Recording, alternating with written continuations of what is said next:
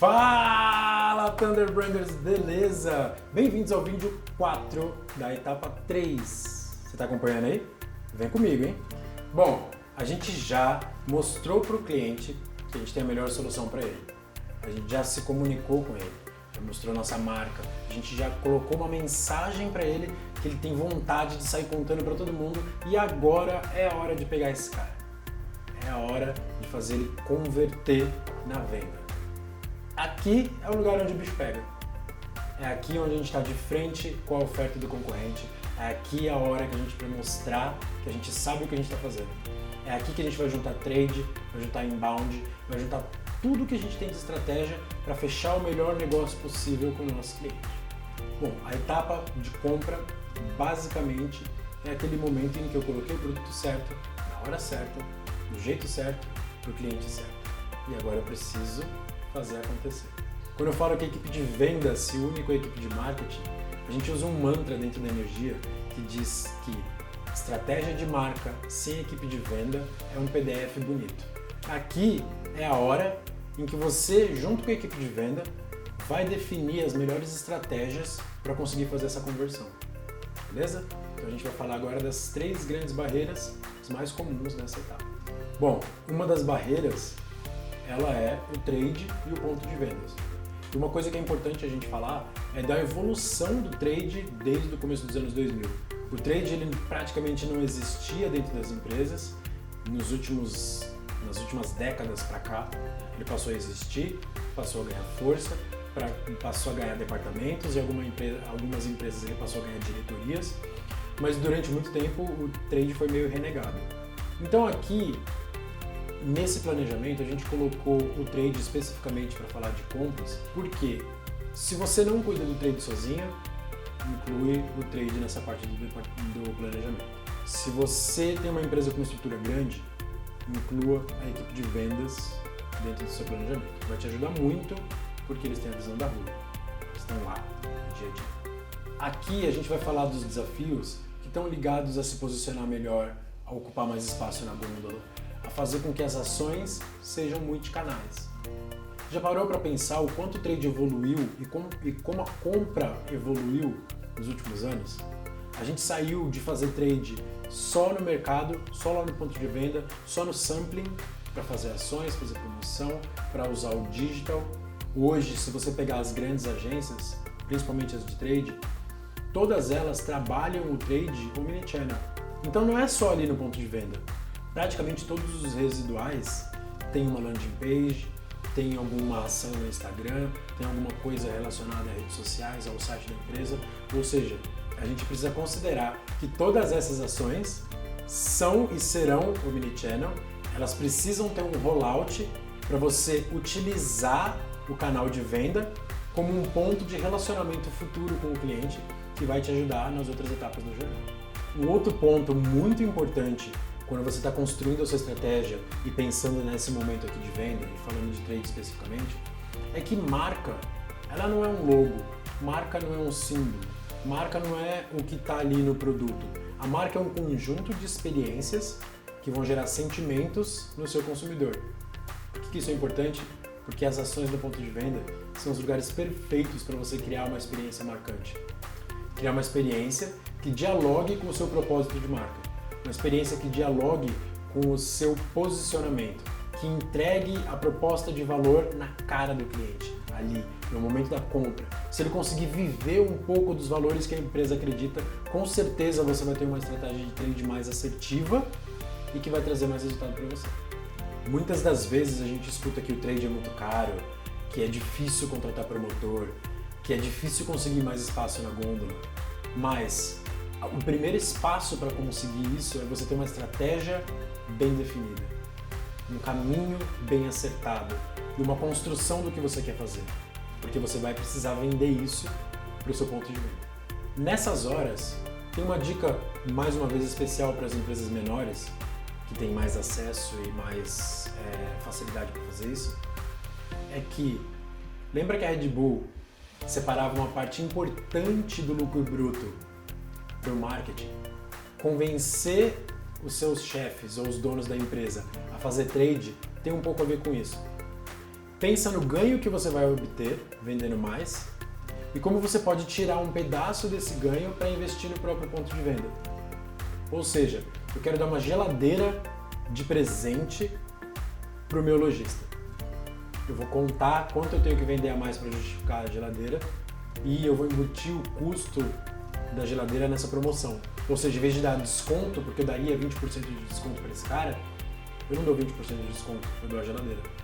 Porque o custo está ali naquela geladeira. Isso é muito óbvio para quem trabalha com trade direto, para quem trabalha em multinacional, em empresas grandes, mas vocês iam se espantar como isso soa como uma novidade bem-vinda para muitas empresas. Então, se você pensar no seu trade como uma ferramenta de marketing que se paga, vai te ajudar muito na hora de você construir sua estratégia e vender ela. Vou trazer mais um case para você entender do que eu estou falando. Falei para vocês que eu fui diretor de marketing numa empresa do mercado pet. Um dos produtos dessa empresa se chama Bips, que é um produto para você dar banho no seu cachorro em casa. Então a gente criou uma marca toda para falar disso, do banho em casa e tudo mais. E um dos principais diferenciais do produto é que ele rende o dobro. Ou seja, a gente estava falando de preço. O que a gente fez como estratégia de trade tem a ver com um projeto inteiro de reposicionamento de marca, mas que tirava a discussão do preço e colocava a discussão em outro lugar, na diversão. Bips é o banho divertido. O que a gente fez foi transformar o trade num lugar divertido, transformar o ponto de venda num lugar divertido. Então a gente investiu em balão, a gente investiu em piscina de bolinha com prêmio para cachorro, a gente investiu num inflável gigante que era o formato da embalagem do Bips. Tudo isso criou uma experiência de diversão para o dono e criou uma oportunidade para a gente, dentro dos lojistas que embarcaram nessa, obviamente não foram todos os lojistas que embarcaram nessa de primeira, mas criou a oportunidade para a gente ter ponta de gôndola, para a gente ter um pedaço inteiro da gôndola nossa. Ou seja, apresentar uma nova estratégia, criando uma nova experiência no ponto de venda, fez com que a gente conseguisse abrir espaços que a gente não tinha. E o que aconteceu? Lembra da estratégia de dominação da Red Bull? A gente fez isso com Bips. A gente criou prateleiras inteiras de Bips, pontas de gôndola inteira de Bips.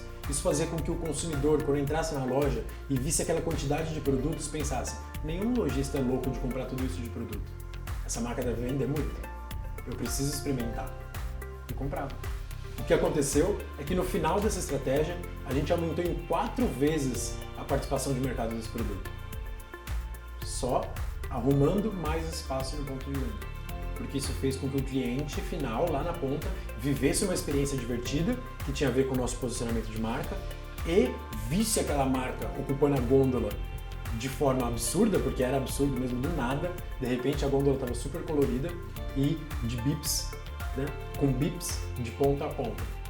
O cliente olha para aquilo e fala: cara, essa marca deve vender muito, eu preciso experimentar. Isso gerou experimentação, gerou mais venda, gerou recompra e fez com que a estratégia de ponto de venda de Bips seja uma das coisas mais legais que eu já fiz na minha vida profissional. Bom, uma segunda barreira da construção de marca e da estratégia de comunicação lá no ponto de venda é quando o foco do mercado inteiro está no preço. Eu trouxe algumas das coisas que eu vou falar agora de outros exemplos, dos exemplos que eu construí até aqui, porque eles são importantes. Quando o seu desafio está ligado à guerra de preços, ele está muito conectado com uma falta de percepção de valor. Lembra na aula número 2, no vídeo número 2, aula número 1, que eu falei da percepção de valor, de posicionamento de marca? A guerra de preço está muito ligada a isso. Quando eu consigo vender só na promoção, é porque eu não estou conseguindo me posicionar direito, é porque eu não estou conseguindo entregar valor para minha marca.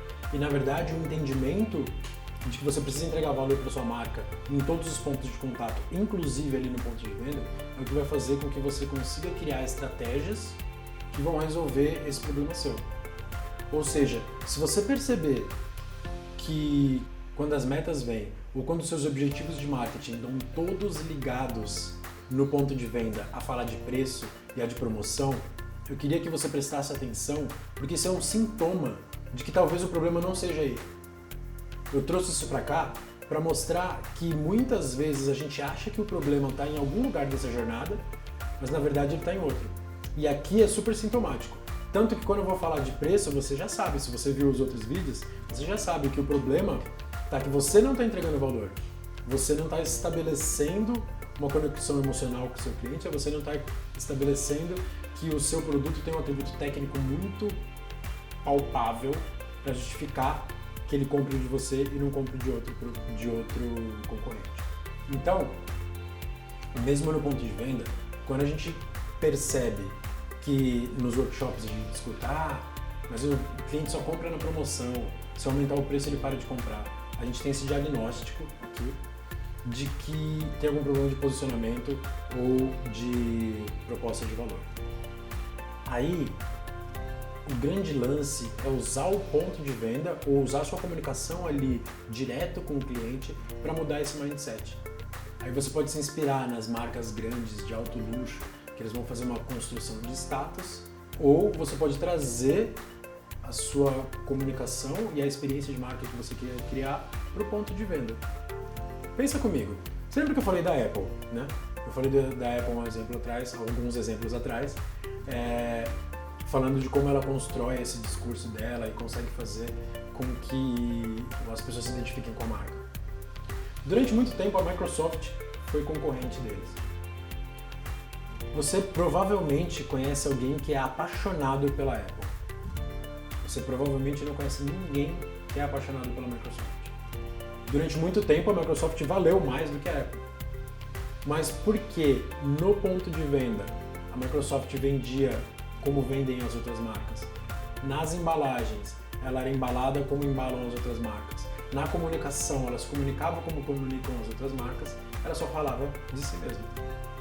A Apple resolveu criar uma experiência diferente nas embalagens, na comunicação e depois no ponto de venda. Você já foi numa loja da Apple? Ela é a construção física do que é a experiência que a Apple quer proporcionar.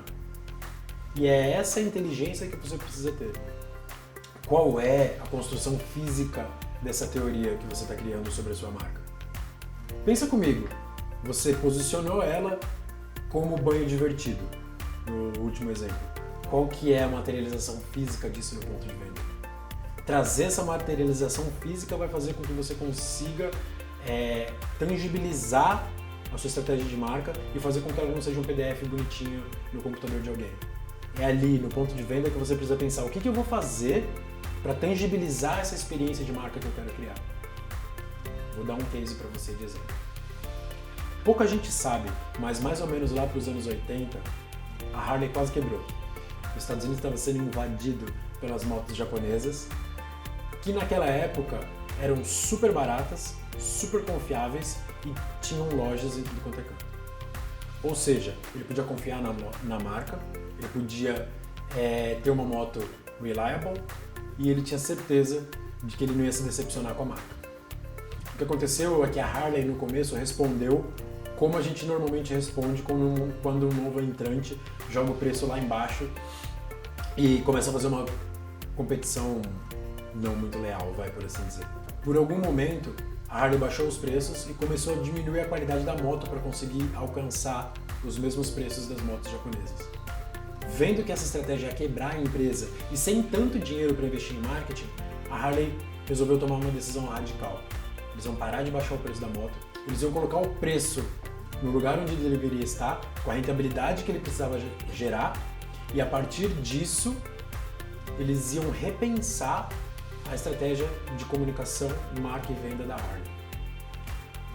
Como ao fazer isso, já não tinha tanto dinheiro sobrando, o dinheiro que tinha eles investiram em passeios com os grupos de pessoas que tinham Harley Davidson. Então eles juntavam toda essa galera que gostava já da marca, que tinha a marca como um sonho americano mesmo, e eles começaram a fazer passeios, eles começaram a investir na imagem do motoqueiro. Porque durante muito tempo a imagem do motoqueiro transgressor não era boa. A gente não ligava a pessoa que anda de moto a valores sólidos, a comunidade como a gente tem hoje. Era o cara transgressor, que era meio fora da lei e tudo mais. E a Harley usou a moto e esse estilo de vida para mudar a imagem das pessoas que tinham moto. E aí corta para 1990 e poucos, começo dos anos 2000, uma entrevista onde o Kate Flessler tá conversando e ele fala, cara, a história da Harley mudou quando a gente descobriu que a gente não vende moto. A gente vende a possibilidade de um contador de meia idade se vestir de couro, subir numa moto nossa, ir para uma cidade vizinha e ser temido. É isso que a gente vende. A moto é só um driver para ele fazer isso. Quando a gente fala de briga de preço, é disso que eu tô falando. Quando eu consigo construir um valor que vai além do preço, não tem como eu ficar preso nessa briga de preço. Eu costumo dar um exemplo muito legal para tangibilizar isso. Quando você compra uma Kawasaki, você não vira um ninja. Mas quando você compra uma Harley Davidson, você vira um motoqueiro.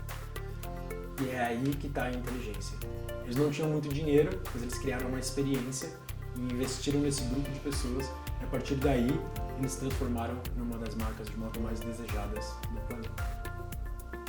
Barreira número 3. Ela só virou vedete agora por conta da pandemia. 2020 e 2021 vai entrar para a história como o ano que acelerou em pelo menos 5 anos o marketing e as vendas digitais. E aí, você que estava enchendo o saco do seu chefe para investir em digital e era deixado de lado em todas as reuniões, de repente virou o centro das atenções porque é o único canal que a empresa tinha para falar com o consumidor. E agora? E agora, como fazer venda no digital? Se eu trabalhar o ponto de venda hoje como algo portátil, que está no bolso do meu cliente, está no laptop, está em qualquer lugar, está num PDV digital, como eu trabalho esse canal para gerar venda? Quem se adaptou nesse período de pandemia surfou uma onda jamais vista na história e muito provavelmente uma onda que não vai acontecer de novo.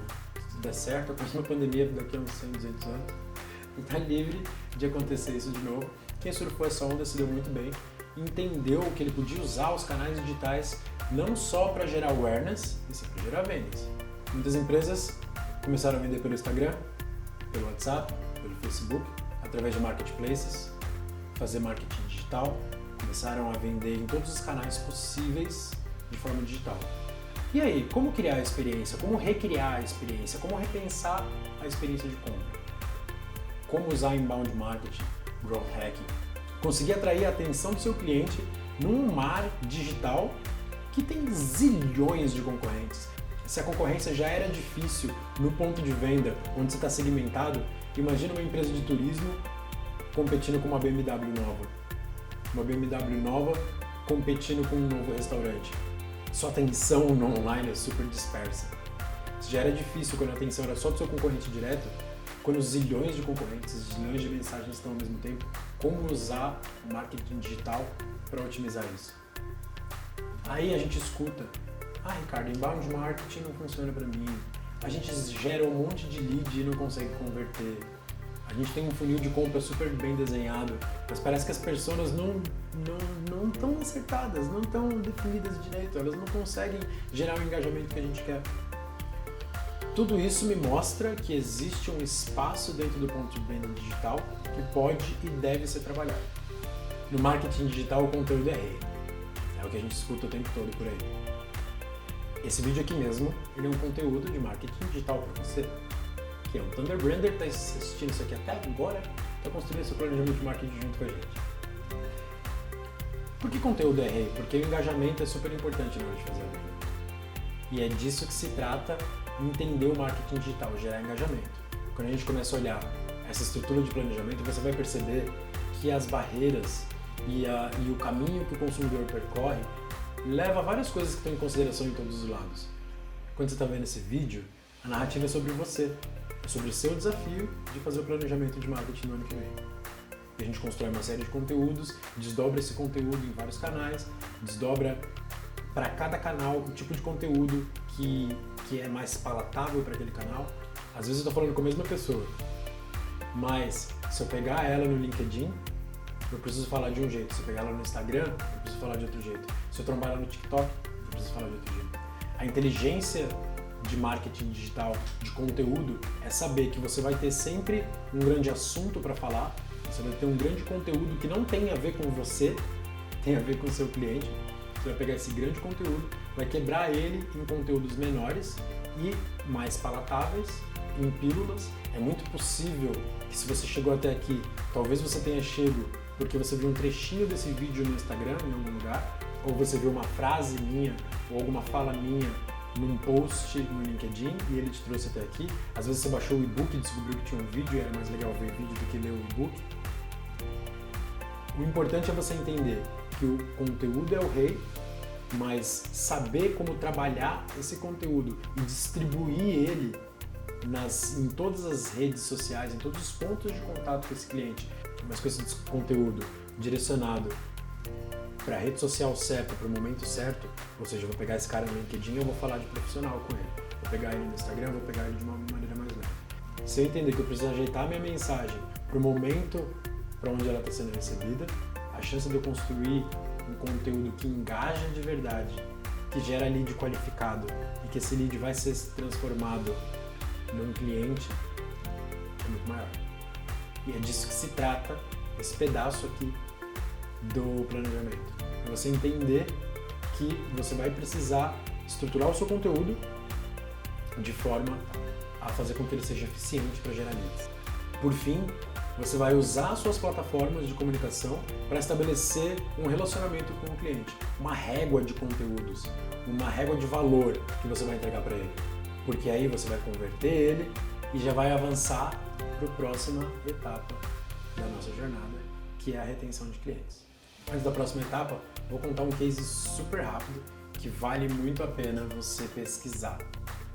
Magazine Luiza, loja tradicional, de rua, que vestia a sua casa, né? Móveis e tudo mais. A grande diferença e o momento de virada para o Magazine Luiza foi eles passarem a entender que eles não eram uma loja física que tinha uma loja online. Eles eram um portal digital que também tinham lojas físicas e eles tinham um carinho, um amor, um cuidado com o cliente diferente, porque eles estavam de frente com o cliente. Eles não estavam só presentes no digital. Por que isso é importante? Parece besta, mas na verdade essa mudança de mindset fez com que o Magazine Luiza se entendesse que eles não eram só uma loja física. Eles eram um core, né? O core business da empresa era digital. Isso fez com que eles entendessem que os principais canais deles de ponto de contato com o cliente deveriam ser digitais também. E aí o próprio Magazine Luiza tem algumas coisas super legais que eles fizeram, mas tem uma que é sensacional, e aí vale a pena você buscar na internet Case Magazine Luiza online, porque tem várias histórias. Eu vou contar uma que é sensacional. Eles têm a Lu, né? Que é o bonequinho do Magazine Luiza. Ela entrou no Tinder. Sim, ela estava no Tinder. Ela estava no Tinder e deu mais de 160 mil matches. O que tinha nesse match? Um desconto. Eles conseguiram converter no Tinder, levar a gente para a loja e converter. Essa ação do Magazine Luiza teve 14% mais engajamento do que qualquer outra ação do Tinder até hoje. Por quê? Entendendo que a empresa é digital, eles começaram a estudar cada vez mais o canal digital. Eles usaram um ativo que eles tinham, que é a Lu em 3D, para ferramenta de conversão. Então não é só brand awareness, não é só fazer graça, é de verdade usar a sua inteligência para entender o seu consumidor e oferecer uma coisa, às vezes, onde ele não está esperando. Bom, se a gente fez nossa lição de casa certinha, se o planejamento estava bem feito e a ação foi colocada no lugar certo, a gente finalmente fez o consumidor comprar. Conseguiu vencer todas as etapas até agora e o produto finalmente está na mão de quem ele deveria estar, nosso consumidor. A gente falou do trade como parte da sua estratégia, como você precisa unir todas as pessoas e todos os stakeholders em volta dessa estratégia. A gente falou do ponto de venda como ferramenta para parar de brigar por preço e você agora considera todos os canais digitais dentro da sua estratégia de trade. Avançamos para a próxima etapa. Esse cliente é um consumidor seu. Como transformar ele num defensor da sua marca? Esse é o tema do próximo vídeo. Fica aí com a gente que tem muito mais ainda.